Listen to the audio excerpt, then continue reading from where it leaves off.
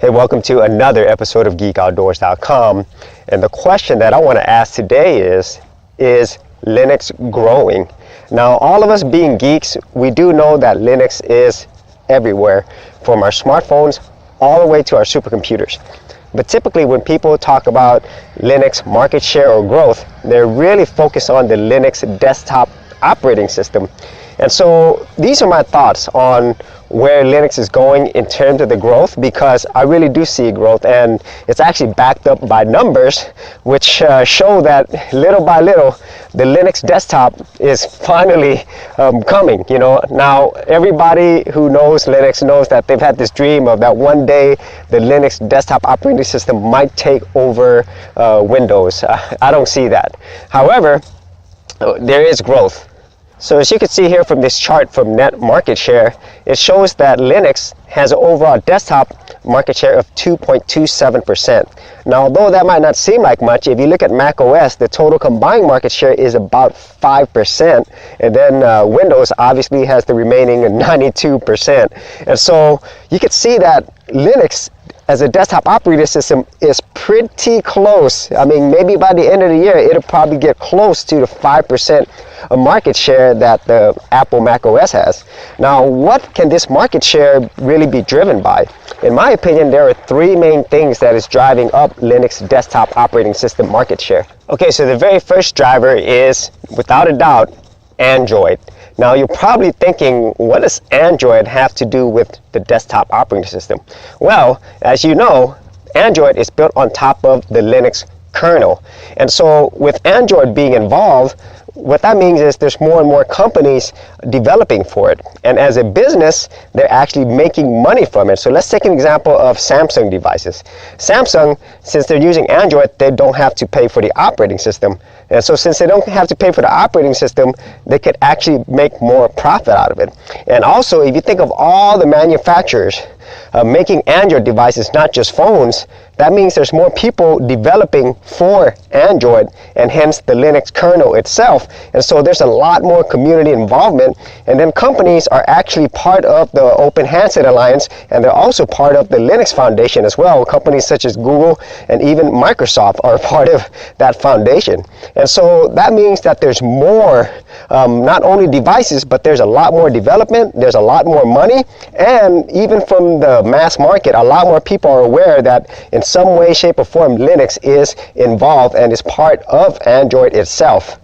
Okay, so the second driver of this adoption is the internet. Now, if you look anywhere on the internet, specifically on YouTube, you're going to see a lot more Linux-related news, Linux-related items that you've probably seen even just 3 or 4 years ago. And that can only be a good thing, because the more coverage that Linux has, especially on platforms like YouTube, the better Linux is for the mass consumers. Because other than the geeks, if you don't have a lot of the masses knowing about your technologies or products, it's really hard to stay alive in terms of keeping in people's minds, So it's definitely the internet, and especially YouTube channels like myself and many other Linux channels.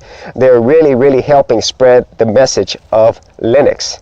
And the final driver of Linux desktop operating system market share is one that you really wouldn't expect, but it's actually Microsoft.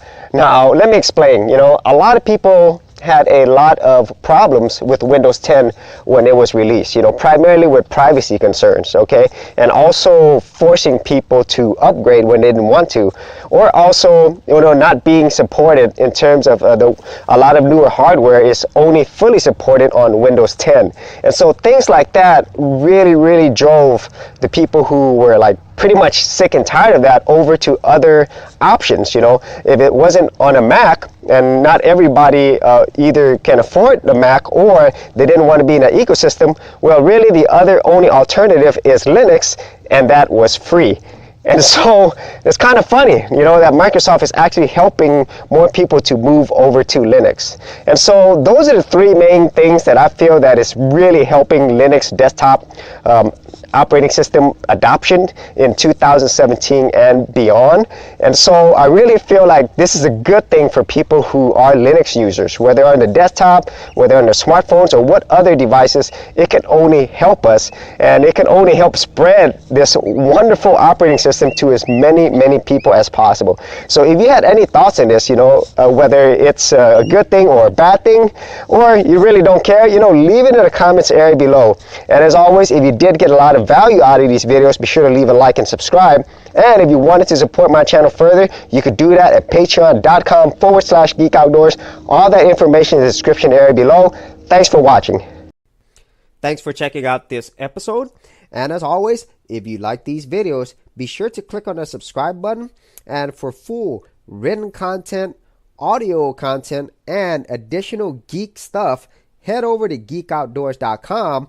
And I'll see you outdoors on the very next episode.